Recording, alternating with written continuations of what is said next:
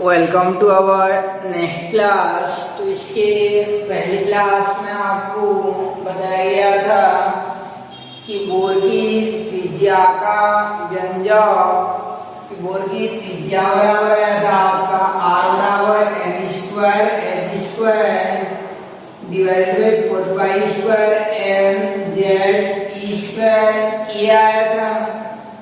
तो आज हमको देखना है कि नाभिक के चारों ओर परिक्रमा करते हुए इलेक्ट्रॉन की ऊर्जा E का वैल्यू कितना होता है, इलेक्ट्रॉन की ऊर्जा का वैल्यू कितना होता है।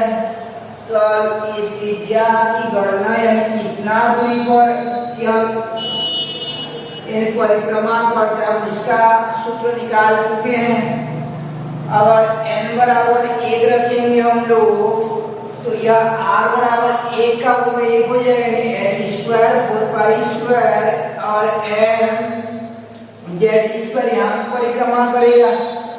n बराबर 2 होगा तो 4 h स्क्वायर उतना पर परिक्रमा करेगा। यानी त्रिज्या का व्यंजक को निकाल चुके थे।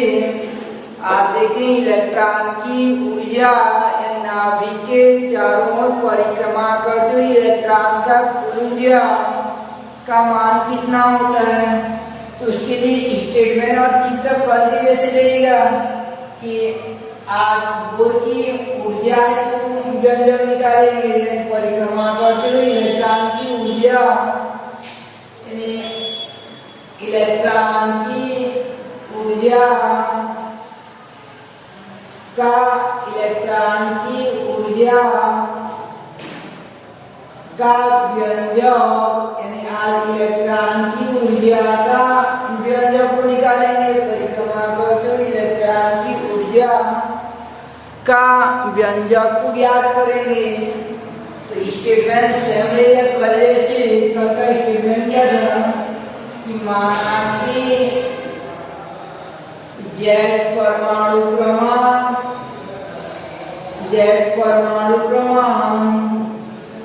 वाले परमाणु Z परमाणु क्रमांक वाले परमाणु के नाभिक से परमाणु के नाभिक से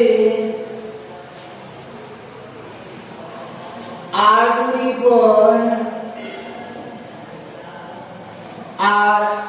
पर माना कि इलेक्ट्रॉन की ऊर्जा का व्यंजक, तो माना कि Z परमाणु क्रमांक वाले परमाणु के नाभिक से r दूरी पर E आवेश व m द्रव्यमान युक्त एक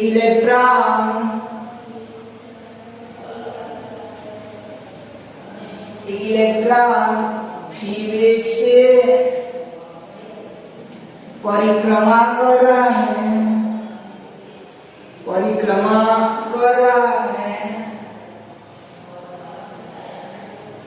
तो इलेक्ट्रॉन पर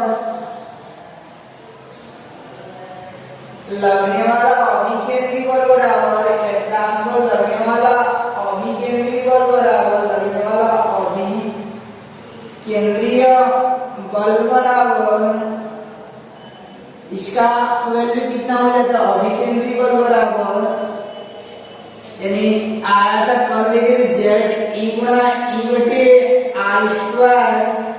तो कल जो है अधिकतर जगह पर R आ जा रहा था, उसको क्या कीजिएगा तो Z E गुणा E बटे R स्क्वायर हो जाता है। Z E गुणा E बटे R स्क्वायर हो जाता है तथा अपकेंद्रीय बल बराबर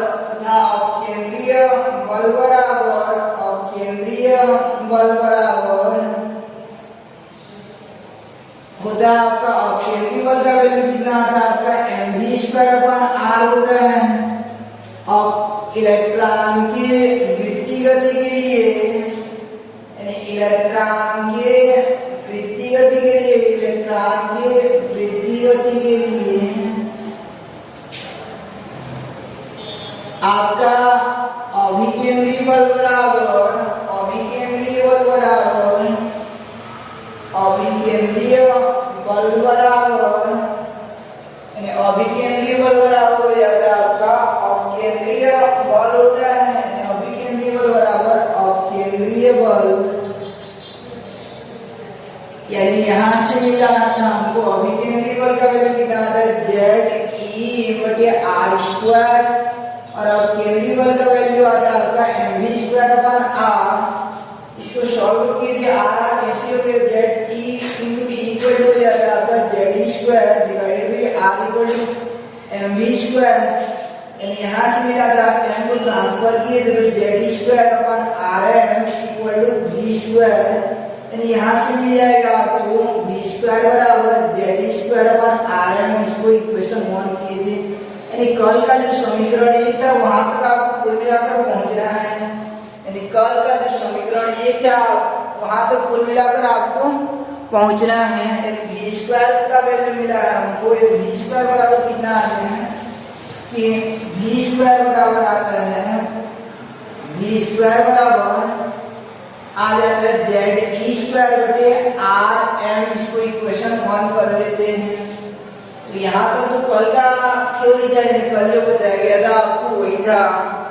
इसके बाद आगे ऊर्जा हेतु व्यंजक के लिए हम लोग क्या लेते हैं कि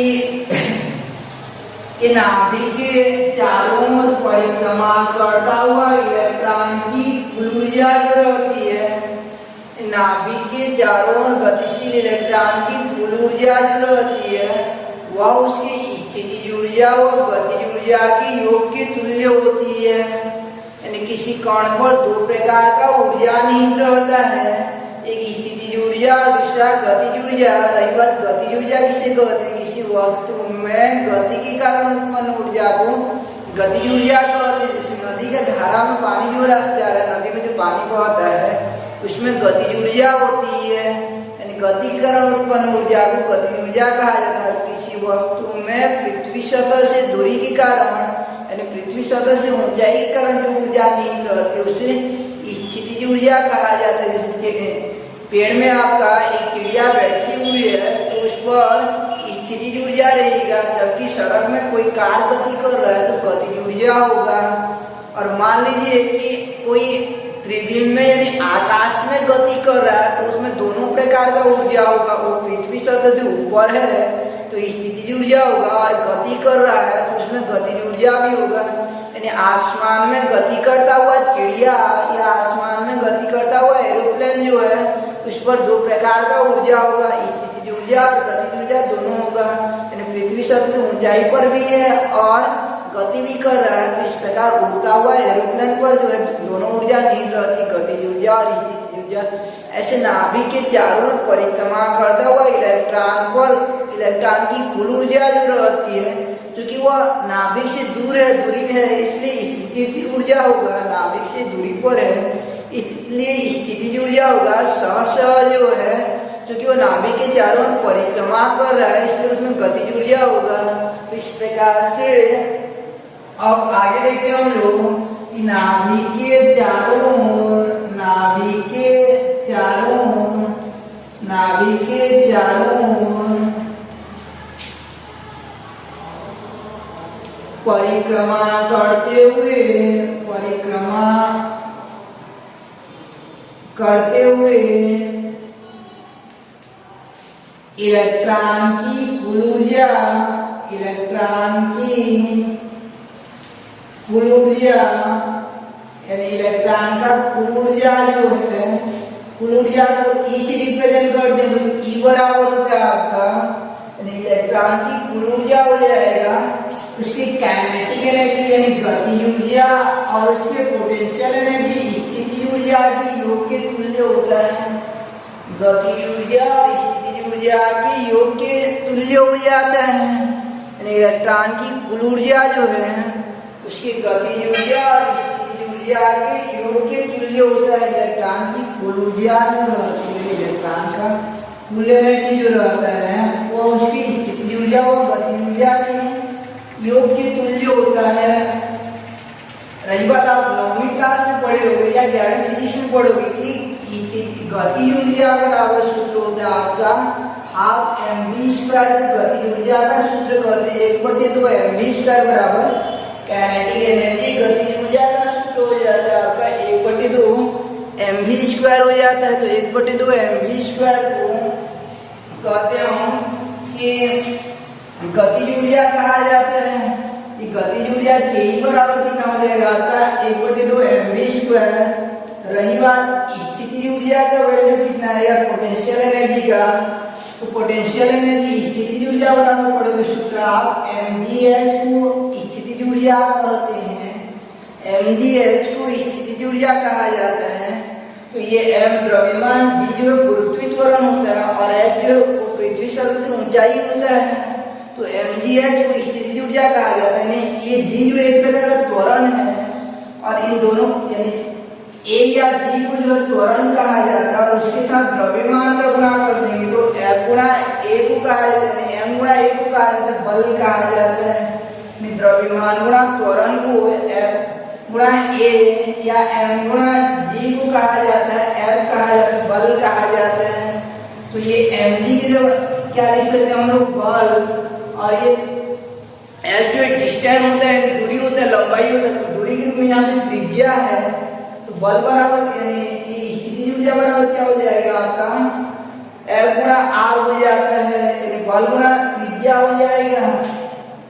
अब बल का मान देंगे हम लोग, बल बराबर क्या सूत्र होता है, अभिकेंद्री बल बराबर क्या फार्मूला हो जाता है आपका कि ZE, यानी बल बराबर क्या सूत्र होता है आपका ZE बटे R² हो जाता है गुणा R, क्योंकि स्थितिज ऊर्जा का वैल्यू निकाल रहे हैं। तो यहाँ पे याद रखिए ना, ऊर्जा जो है अदिश राशि होता है। ऊर्जा जो है एक अदिश राशि है, इसलिए जो है यहाँ पे इलेक्ट्रॉन की ऊर्जा निकालते समय ये बल वाला जो सूत्र लगाया जाता है, बल वाला प्रारंभिक सूत्र क्या होता है Q1 Q2/r² हो जाता है। F बराबर Q1 Q2/r²। Q1 की जगह हम लोग लिखते हैं ZP या ZE लिखते हैं और Q2 की जगह E लिखते हैं। लेकिन यहाँ भी याद रखे रहना, ऊर्जा का मान निकालते समय ये इलेक्ट्रॉन के आवेश को ऋणात्मक लिया जाता है। इलेक्ट्रॉन के आवेश को क्या लेंगे, माइनस साइन में लेते हैं। इलेक्ट्रॉन के आवेश को जो है माइनस साइन में लेते हैं। ZE गुणा minus E divided by R²। तो कल के दिन में ये माइनस कहाँ से आया वाला बात नहीं होना चाहिए। क्यों माइनस होता है, क्योंकि इलेक्ट्रॉन पर ऋणावेश होता है और ऊर्जा जो एक अदिश रूप होता है, यानी अदिश राशि होता है। इसलिए यहाँ पे उसके यानी मान रखते समय इलेक्ट्रॉन का वो चिन्ह समेत रखते हैं। तो ऊर्जा और माइनस के रूप में सामने ले आएंगे, गुणा के रूप में है तो गुणा करना तो नहीं घटता है, सामने आ जाता है। तो माइनस Z E गुणा E बराबर E² बटे R² गुणा R, यानी ये R एक पड़ जाएगा तो क्या बन जाएगा ZE²/R। तो ये स्थितिज ऊर्जा का मान कितना आ जाता है आपका माइनस ZE²/R आ जाता है। तो कल के दिन में ये कहाँ से आया वाला बात नहीं होना चाहिए, यानी स्थितिज ऊर्जा बराबर क्या हो जाता है आपका माइनस ZE²/R हो जाता है। स्थितिज ऊर्जा का वैल्यू जो है ZE²/R हो जाता है। तो इस प्रकार से यानी स्थितिज ऊर्जा का वैल्यू जो है ZE²/R हो जाएगा। तो Ke का वैल्यू कितना निकला था 1/2 mv² और P का वैल्यू कितना हो गया माइनस ZE²। तो इनके वैल्यू रख देते हैं तो E बराबर क्या मिल जाएगा हमको 1/2 mv² प्लस ये P का वैल्यू कितना निकला, P का वैल्यू निकला माइनस ZE²/R हो गया। यानी यहाँ से मिल जाएगा हमको E बराबर 1/2 mv² और प्लस में गुणा करेंगे माइनस हो जाएगा ZE²/R। अब समीकरण 1 से देखो v² का मान निकला है, तो ये v² के मान को यहाँ पे पुट कर देते हैं, यानी यहाँ पे रख देते हैं। तो E बराबर क्या हो जाएगा आपको 1/2 m और ये जी स्क्वायर बराबर कितना आ गया जेड ई स्क्वायर बटे आर एम हो जाता है, जेड ई स्क्वायर बटे आर एम हो जाता है माइनस जेड ई स्क्वायर अपन आर हो जाएगा। कहाँ से? समीकरण एक से, समीकरण एक से। अब इसको हल करेंगे तो ये एम एम इंटू बढ़ जाएगा, एम एम बढ़ जाएगा, क्या बचेगा जेड ई स्क्वायर यानी जेड ई स्क्वायर बटे ये 2r हो जाएगा, जेड ई स्क्वायर अपन 2r minus Z E square अपन r हो जाता है, जेड ई स्क्वायर अपन ये 2r हो गया और माइनस इधर गया जेड ई स्क्वायर अपन r हो जाएगा। अब ऐसा है ये एक यानी आधा ये पूरा है तो जैसे हम लोग घटाएंगे ये 1/2 जेड ई स्क्वायर अपन 2r है और ये जेड ई स्क्वायर अपन r, तो इसमें इसको घटाएंगे। ऐसा है कि x/2 में x को घटा रहे हैं, पूरा को x मानेंगे तो x/2 में x को घटाएंगे कितना होगा आपका कि ये 2 एकम 2 x 2x/2 यानी कितना हो जाएगा x/2।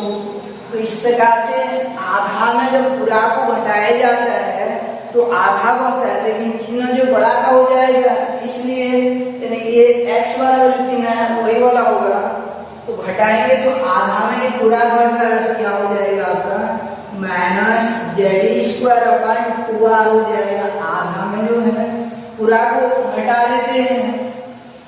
अब जो है उपयोग करते हैं हम लोग आगे, यानी ई बराबर क्या आया, यहाँ से ई बराबर आया कि माइनस जेड ई स्क्वायर अपन 2r आ गया। अब कल हम लोग r के लिए व्यंजक पढ़े थे, r बराबर सूत्र निकाले थे, तो r बराबर हम लोग सूत्र निकाले थे तो देन r बराबर क्या फार्मूला आया था आपका जो है r बराबर सूत्र आया था कल जो है कि r बराबर यानी r बराबर सूत्र आया था r बराबर n square l square divided by 4 pi square m और z स्क्वायर ये आया था कल जो है बोर्ड की त्रिज्या का जो व्यंजक निकाले थे। यहाँ से मिल जाएगा आपको e बराबर माइनस जेड स्क्वायर अपन 2 और r का वैल्यू कितना हो गया n square l square divided by 4 pi square m Z square. कहाँ से? बोर की त्रिज्या से, क्योंकि बोर की त्रिज्या से r बराबर कितना आया था।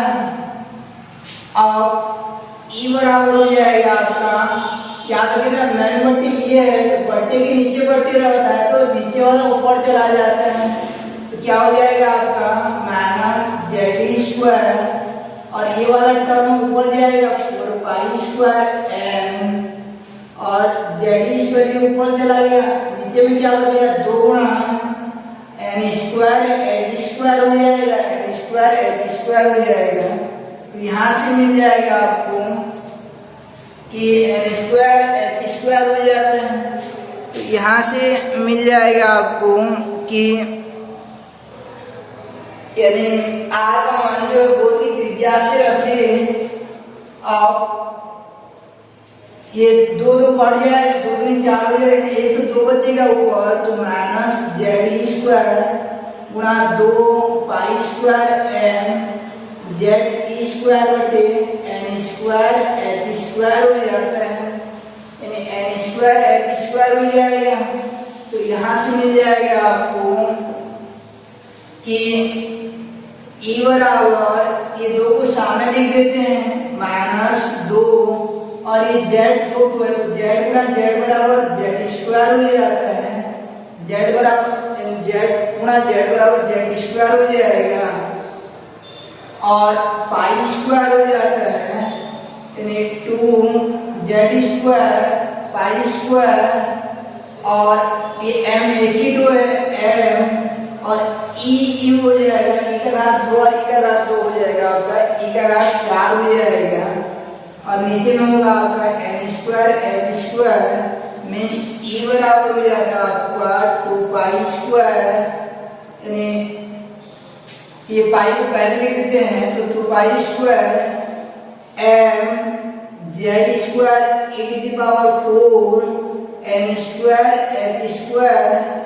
यही बोर की त्रिज्या का, यही बोर की ऊर्जा का अवशिष्ट व्यंजक है, यही ऊर्जा का अवशिष्ट व्यंजक है, ऊर्जा का अवशिष्ट व्यंजक है। यानी क्या है ऊर्जा का व्यंजक जो है -2 pi square m z square e to the power 4 divided by आ जाता है आपका n स्क्वायर h स्क्वायर आ जाता है, n स्क्वायर h स्क्वायर आ जाता है, नहीं बोर की त्रिज्या का अभिष्ट व्यंजक हो जाता है। तो स्टार्ट कहाँ से करते हैं हम लोग कि बोर की त्रिज्या, जैसे बोर की ऊर्जा के लिए व्यंजक का कल का स्टेटमेंट को लेते हैं, समीकरण 1 लेते हैं, वहां तक तो क्लियर है। उसके बाद स्टार्ट करते हैं कि नाभिक के चारों ओर परिक्रमा करते हुए इलेक्ट्रॉन की कुल ऊर्जा यानी स्थितिज ऊर्जा बराबर, यानी इलेक्ट्रॉन की कुल ऊर्जा बराबर हो जाता है आपका ke प्लस ई, के की जगह रखते हैं 1/2 mv स्क्वायर और टी की जगह रखते हैं -z स्क्वायर अपन r रख देते हैं। फिर जो है v स्क्वायर के मान को समीकरण 1 में रखते हैं तो e बराबर मिलता है आपको 1/2 z स्क्वायर बटे r हो जाता है, और -z स्क्वायर अपन r हो जाता है, तो घटाएंगे तो लास्ट में मिलता है e बराबर -z स्क्वायर अपन 2r हो जाता है, और r की वैल्यू को जो है बोर की त्रिज्या से रख देते हैं n square h square divided 4 pi square और डिवाइडेड 4 पाई स्क्वायर यानी n square h square divided 4 पाई स्क्वायर m z स्क्वायर को रख देते हैं और हल कर दे जाते हैं, तो लास्ट मिल जाता है हमको कि ऊर्जा का जो सूत्र रहता है -2 pi square m z square यानी 2 pi square m z square e का घात 4 बटे n स्क्वायर h स्क्वायर, ये बोर की त्रिज्या का अभिष्ट व्यंजक होता है। नेक्स्ट क्लास में स्टार्ट करेंगे हम लोग बोर की आवृत्ति हेतु व्यंजक, यानी बोर की आवृत्ति हेतु व्यंजक